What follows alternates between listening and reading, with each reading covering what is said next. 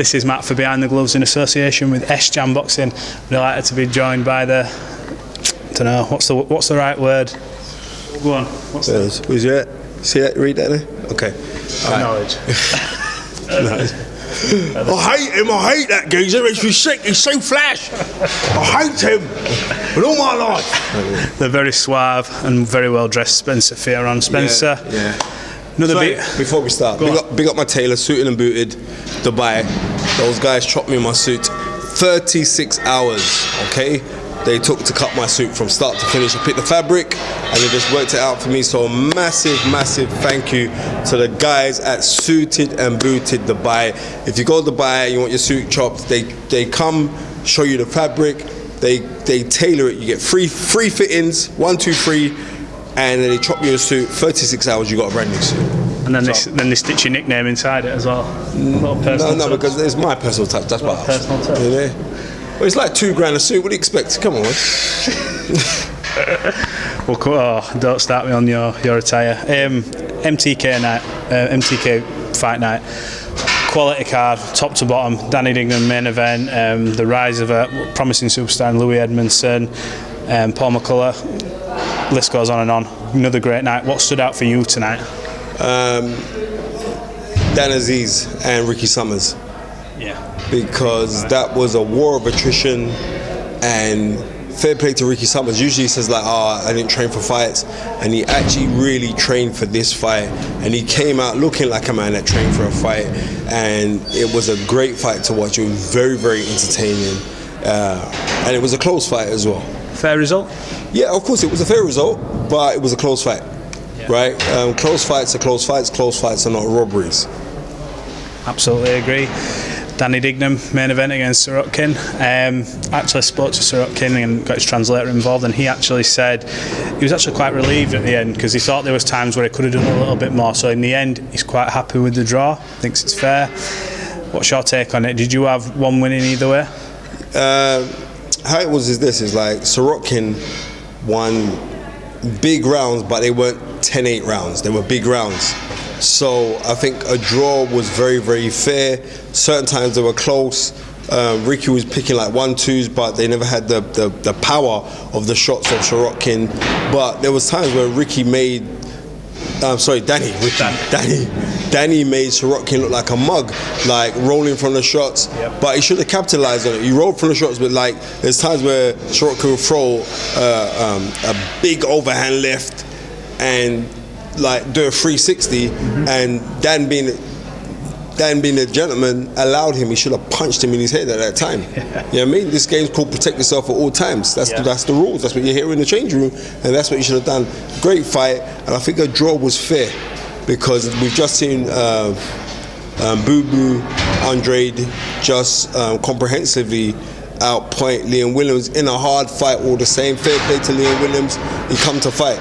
He knows that I fought for a world title when I went 12 hard rounds and I stuck it on the champ. But it was the levels, the disparity in levels of skill was very adamant. But there were level playing field when it came to heart, and he showed amazing heart in that fight. So we got to commend him. Absolutely, Liam Williams is a complete warrior. He won't lay down for nobody.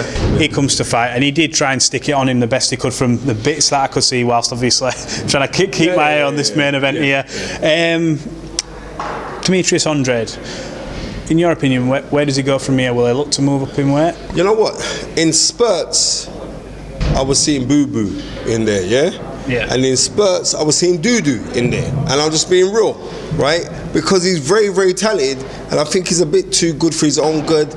And really and truly, if he wants those high echelon guys, because there's talk that he's going to now move up to 168 and vacate the middleweight crown that he's got, he's going to have to put in bigger and better performances to get the commands of a Billy Joe, to get the commands of a Platt, to get the commands of a Benavidez. For him to get those commanding names, forget about Canelo right now, right? But for you to get into those guys, you're going to have to do something a bit more, because we're waiting for you to give a performance where we're going to get a wow factor, and unfortunately we haven't got that yet. I'm not saying that he's not capable of doing that, but I just think he's a bit too good for his own good. And you think, well, I'll just play it safe now, I'll just throw 1-2s and just move around. No, bruv. This is not just because you can beat guys. It's how you beat them and the effect that you have with the fans. And unfortunately, you're not having that effect with the fans yet. I'm not saying it can't happen. I'm not saying it can't happen, but you're gonna have to put in a bit more better performance in that. And that was a masterclass that he gave today. But you're still, and it's really mad. Like, but you're gonna have to put in something a little bit more to have that it factor towards it. Boxing's a strange world, like you just said. Sometimes people are too good for their own good, and he's obviously knows he's going to get the win. No need to take any risk.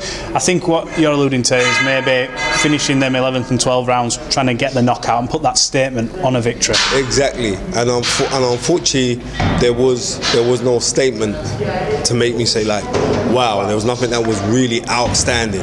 It was a polished performance, but maybe I'm putting too much pressure on you. Maybe that is the best that you could give, but I believe that you have more than that. So if you have more than that, I think you should show us more than that. Brilliant. Well, it'll be interesting to see what he does with his career. Plenty of options in that weight division above. Caleb Plant would be a good fight, I think. Highly rated skills. Someone I want to talk to you about last week, or the week before now, Benn, against a very experienced and tough Sammy Vargas. He went out there and absolutely obliterated him in that first round and put it on him in a spectacular performance. How far can Conor go, and what did you make of that? He can go. I believe that Benn, I've always been a supporter of Benn. I remember when he first started out, we said he had big shoes to fill. I said, you don't, you only got your own to fill. Yeah. And I think he's filling his own shoes now. I think he's finding his path, he's finding himself as a fighter. That was an impressive win. But let's hold back a bit now. Yep. Because you're still young, you're still novice in the fact, and not novice as your performance that you should have, but I'm saying you're still novice in the fact that you haven't had that big amateur experience. Yep. Where, do you know what I mean? So I think it's still learning for you. It's still embryonic. Continue with the embryonic and give us those fantastic nights that you're giving us, because that was a fantastic night. I don't think there should be no rush. I think him trying to get Kell Brook at Amir Khan's the right move for him. The right move. That's, of course, it's the right move. It's the right move to former world champions at the tail end of their career. Yeah. That's the right move. The live guys, like you said, well, you want Sean Porter, I'll hold back for that one right now. Sean Porter's still a live wire. Yeah. Just hold. And that's no disrespect to him. I'm just saying, just hold back. There's no rush for that fight yet, right?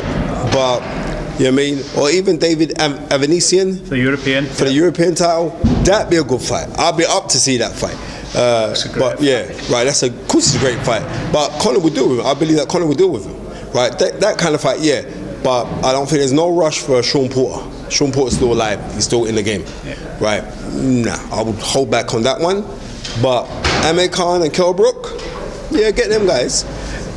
Just on that, we talk about that's the right fight, maybe for Conor Benn. But if you're Amir Khan, who's former world champion, and you're looking at maybe that one, maybe two fights to not necessarily cash in, but cash in. Let's say to cash in. Are you going to go and take that risk against Conor Benn when you can maybe go somewhere else? I'm going to tell you this now.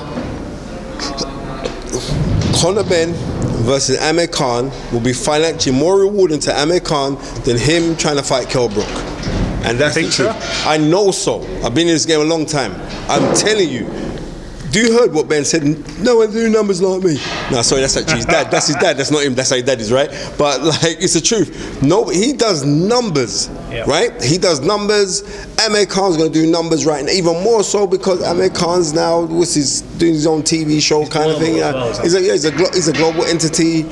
That to me is the right fight. Forget Kell Brook. Even though if the Kell Brook and Amir Khan fight, I would watch it. Because to me, that'd be like Car Crash TV. I'd watch it, but the interest of that's 4 years down the line. It's gone now, man.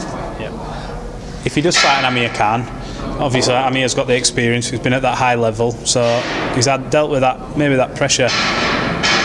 Being at this stage of his career, though, how do you see that fight going? Would you favour Conor, or would you still think the experience of Khan? Good fight. Depending on what Amir Khan has left in the tank. If Amir Khan has anything in his tank properly, then maybe he could outpoint Conor. But the way I saw Conor just deal with Vargas, like you ain't none to me, you'd have to favour Conor in that fight. I tell you one thing, and this is like from a fan's point of view, what I liked when they had that head-to-head and Varga started speaking Spanish to him, and he grew up in Spain, and then he starts firing back. That made me, I was watching that, and I was like, you know, hair stand up. You watch that and you're like, this is pay-per-view boxing. This is potentially the next pay-per-view star to fill that void of your Kell Brooks, your Tony Bellews, who's retired. I'm telling you, here you have a young man who is a decent young man. There's no real mad controversies about him, right? But he just wants to give it to guys, very much like his father, right? He just, I want to give it to you. I don't, right? That's Conor Benn. Yeah, I'm feeling Conor. I'm like, yeah, go for it. Absolutely. Another brilliant fight on that card, which lived up to expectation. Absolutely, you know where we're going with this, but a lot of talk in the build-up, a lot of, she's doing it because of this, and people were sort of a bit split because of, you know, Ebony's personality. I know those tricks. Let me tell you this. But it's a numbers game at the end of the day. Shannon Courtney usually gets loads of guys hitting on her because when she's fighting, right? This time, no one didn't care about Shannon Courtney. Everyone was looking on bridges. So maybe there could have been a little bit of jealousy there, to tell you the honest. I know them tricks. Nah, funny games aside, Shannon Courtney, credit where credit is due. Absolutely. Right? What a fight. And even more so, did you see how grotesque Bridges' eye was? I sent a picture of that, and I was like... Did you see that? Yeah. And how she just kept on fighting. Unlike a certain person who got punched in the eye and dropped on the floor and didn't get up, and then admitted to the newspapers that, well, I just took the knee. I'm saying you took the knee and it wasn't even for Black Lives Matter. You weren't even trying to support Colin Kaepernick. Nah, forget that one, man. Bridges is the one, man. Trust me. I congratulate female boxing to another level, because how those two fought. I didn't think I was going to see a fight, right, that could top Jonas and Harper. Yeah. I didn't think I could see one like right now, come up right now, and that topped it. I'm just going to be real. I think the pleasing thing was that both can talk, and we've seen Shannon, we know she can fight, but Ebony's was a bit unknown, apart from the odd clip you get on YouTube. But she has that, what I'd say, she's got that dog in her, where proper that eye, she said to me, that was closed, and she was like, we're still going, there's no way. Now that is that warrior spirit. Was Doberman Pinscher, that, you know what I mean?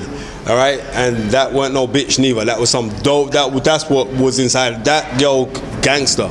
Salute to her, and the way how boxing is buzzing right now. It's fantastic. You know what I mean? In the space of 2 weeks, it's been nuts. Dubai, I've come back. I had to quarantine for 10 days. Yep. Right, one day out of the hotel quarantine, I've got to come here and do a show as well. I'm just so grateful to like MTK Global, to D4G Boxing, to ESPN Plus, to IFL, to Behind the Gloves, to I'll keep on going, to Sam Jam, but I mean the man in box, to all of it. It's just a great time for boxing. I love talking about it, and we're just gonna keep on doing what we're doing and rocking and shocking them. All right, mate. Absolutely. Spence Fearon, thanks for joining us on Behind the Gloves. Take care, guys. Appreciate it.